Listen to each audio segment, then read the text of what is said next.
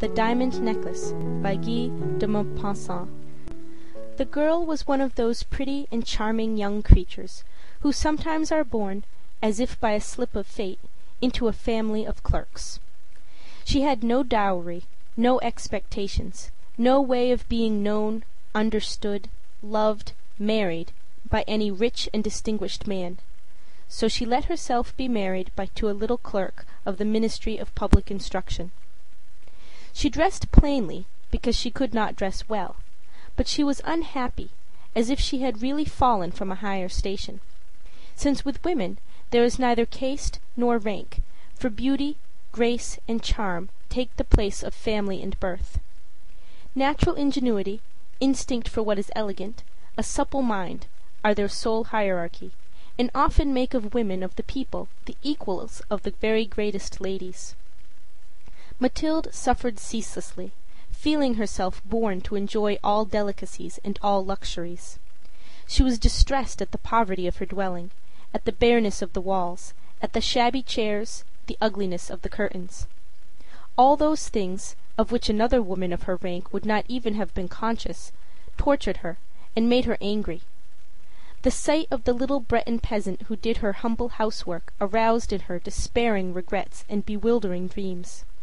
She thought of the silent antechambers hung with oriental tapestry, illumined by tall bronze candelabra, and of two great footmen in knee breeches, who sleep in the big armchairs, made drowsy by the oppressive heat of the stove. She thought of long reception halls hung with ancient silk, of the dainty cabinets containing priceless curiosities, and of the little coquettish perfumed reception rooms made for chatting at 5 o'clock with intimate friends, with men famous and sought after, whom all women envy and whose attention they all desire. When she sat down to dinner, before the round table covered with a tablecloth in use 3 days, opposite her husband, who uncovered the soup tureen and declared with a delighted air, "Ah, the good soup! I don't know anything better than that." She thought of dainty dinners, of shining silverware, of tapestry peopled the walls with ancient personages and with strange birds flying in the midst of a fairy forest. And she thought of delicious dishes served on marvelous plates, and of the whispered gallantries to which you listen with a sphinx-like smile while you are eating the pink meat of a trout or the wings of a quail. She had no gowns, no jewels, nothing. And she loved nothing but that. She felt made for that. She would have liked so much to please, to be envied, to be charming, to be sought after. She had a friend, a former schoolmate at the convent, who was rich, and whom she did not like to go to see any more, because she felt so sad when she came home. But one evening her husband reached home with a triumphant air, and holding a large envelope in his hand. "There," said he, "there is something for you." She tore the paper quickly, and drew out a printed card which bore these words: "The Minister of Public Instruction and Madame Georges Ramponneau request the honor of Monsieur and Madame Loisel's company at the Palace of the Ministry on Monday evening, January 18th. Instead of being delighted, as her husband had hoped, she threw the invitation on the table crossly, muttering, "What do you wish me to do with that?" "Why, my dear, I thought you would be glad. You never go out, and this is such a fine opportunity. I had great trouble to get it. Every one wants to go. It is very select, and they are not giving many invitations to clerks. The whole official world will be there." She looked at him with an irritated glance, and said impatiently, "And what do you wish me to put on my back?" He had not thought of that. He stammered, Why, the gown you go to the theatre in. It looks very well to me." He stopped, distracted, seeing that his wife was weeping. 2 great tears ran slowly from the corners of her eyes towards the corners of her mouth.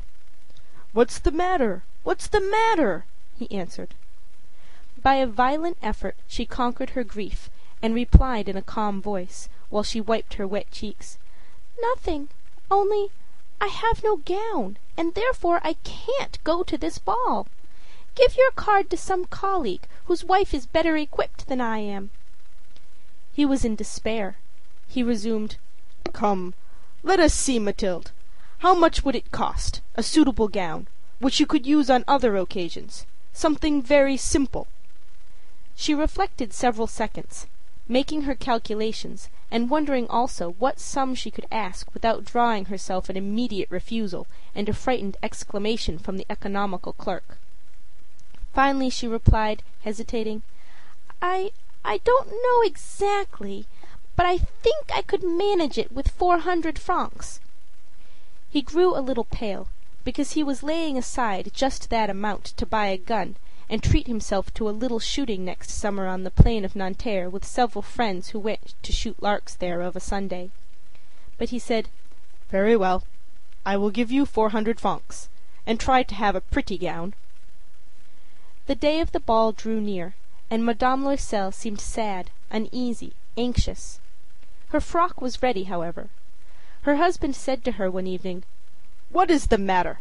Come, you have seemed very queer these last 3 days." And she answered, "It annoys me not to have a single piece of jewelry, not a single ornament, nothing to put on. I shall look poverty-stricken. I would almost rather not go at all." "You might wear natural flowers," said her husband. "They're very stylish at this time of year. For 10 francs you could get 2 or 3 magnificent roses." She was not convinced. "No, there's nothing more humiliating than to look poor among other women who are rich." "How stupid you are!" her husband cried.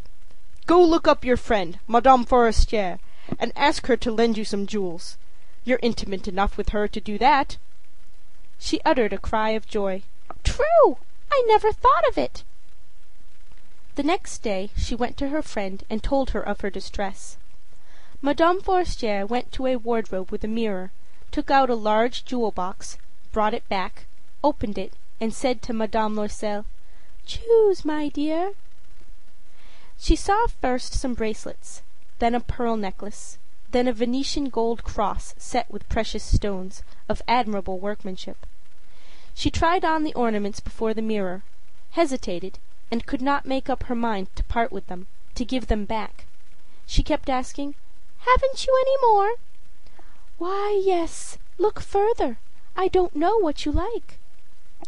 Suddenly she discovered, in a black satin box, a superb diamond necklace, and her heart throbbed with an immoderate desire. Her hands trembled as she took it.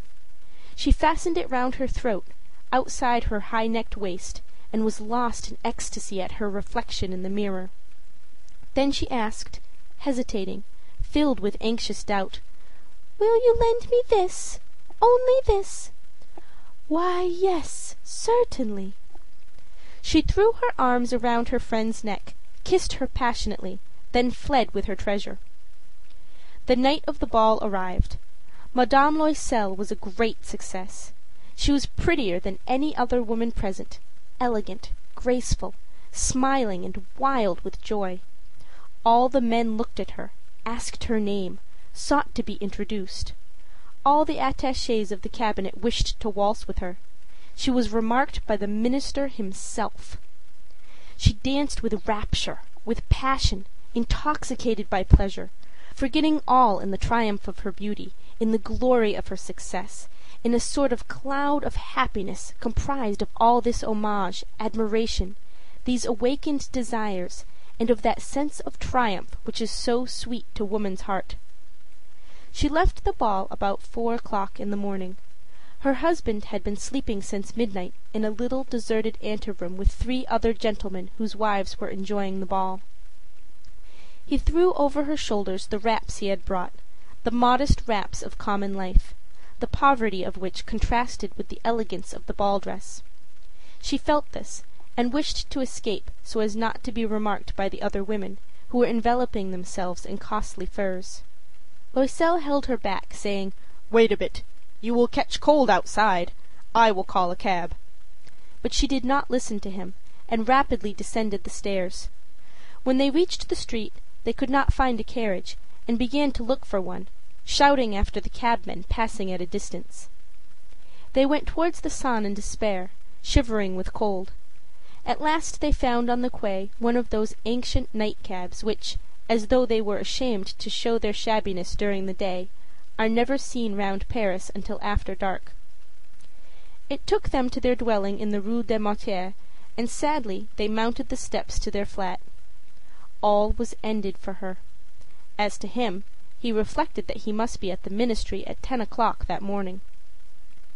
She removed her wraps before the glass, so as to see herself once more in all her glory. But suddenly she uttered a cry. She no longer had the necklace around her neck. "What is the matter with you?" demanded her husband, already half undressed. She turned distractedly toward him. I have lost Madame Forestier's necklace!" she cried. He stood up, bewildered. "What? How? Impossible!" They looked among the folds of her skirt, of her cloak, in her pockets, everywhere, but did not find it. "You're sure you had it on you when you left the ball?" he asked. "Yes, I felt it in the vestibule of the minister's house." "But if you had lost it in the street, we should have heard it fall. It must be in the cab." "Yes, probably. Did you take his number?" "No. And didn't you notice it?" "No." They looked, thunderstruck, at each other. At last Loisel put on his clothes.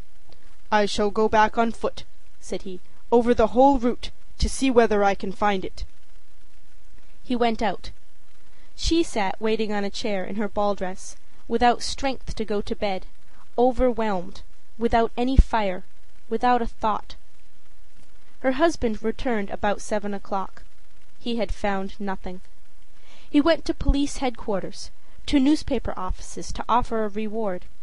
He went to the cab companies, everywhere, in fact, whither he was urged by the least spark of hope. She waited all day, in the same condition of mad fear before this terrible calamity. Loisel returned at night with a hollow, pale face. He had discovered nothing. "You must write to your friend," said he, "that you have broken the clasp of her necklace, and that you are having it mended. That will give us time to turn round." She wrote at his dictation. At the end of a week they had lost all hope. Loisel, who had aged 5 years, declared, "We must consider how to replace that ornament." The next day they took the box that had contained it and went to the jeweler whose name was found within. He consulted his books. "It was not I, madam, who sold that necklace. I must have simply furnished the case." Then they went from jeweler to jeweler, searching for a necklace like the other, trying to recall it, both sick with chagrin and grief. They found, in a shop at the Palais Royal, a string of diamonds that seemed to them exactly like the ones they had lost. It was worth 40,000 francs. They could have it for 36. So they begged the jeweler not to sell it for 3 days yet, and they made a bargain that he should buy it back for 34,000 francs, in case they should find the lost necklace before the end of February. Loisel possessed 18,000 francs, which his father had left him. He would borrow the rest. He did borrow, asking 1,000 francs of one, 500 of another, 5 louis here, 3 louis there. He gave notes, took up ruinous obligations, dealt with usurers and all the race of lenders. He compromised all the rest of his life, risked signing a note without even knowing whether he could meet it, and frightened by the trouble yet to come, by the black misery that was about to fall upon him, by the prospect of all the physical privations and moral tortures that he was to suffer, he went to get the new necklace, laying upon the jeweler's counter 36,000 francs. When Madame Loisel took back the necklace, Madame Forestier said to her with a chilly manner, "You should have returned it sooner. I might have needed it." She did not open the case, as her friend had so much feared. If she had detected the substitution, what would she have thought? What would she have said? Would she not have taken Madame Loisel for a thief? Thereafter Madame Loisel knew the horrible existence of the needy. She bore her part, however, with sudden heroism. That dreadful debt must be paid. she would pay it. They dismissed their servant. They changed their lodgings. They rented a garret under the roof. She came to know what heavy housework meant, and the odious cares of the kitchen. She washed the dishes, using her dainty fingers and rosy nails on greasy pots and pans.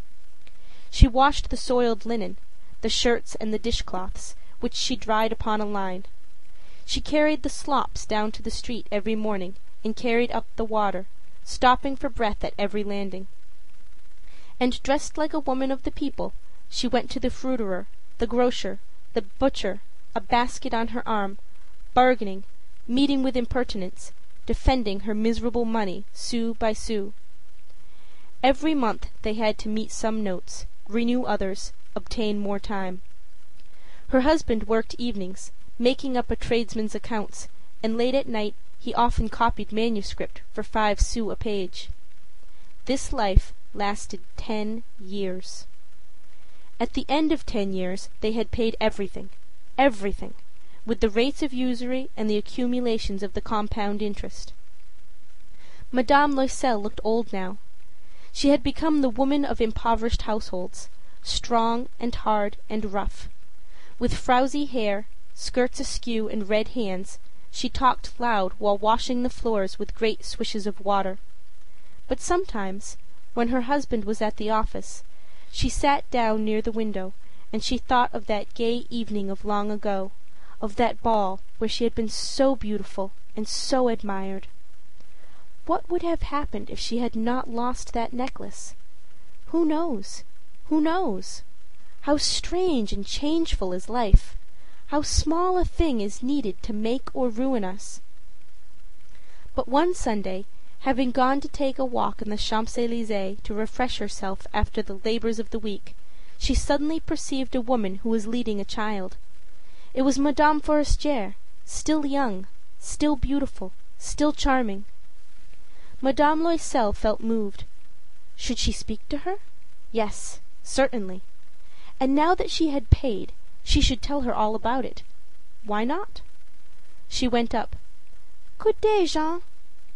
The other, astonished to be familiarly addressed by this plain goodwife, did not recognize her at all, and stammered, "But, madame, I do not know. You must have been mistaken."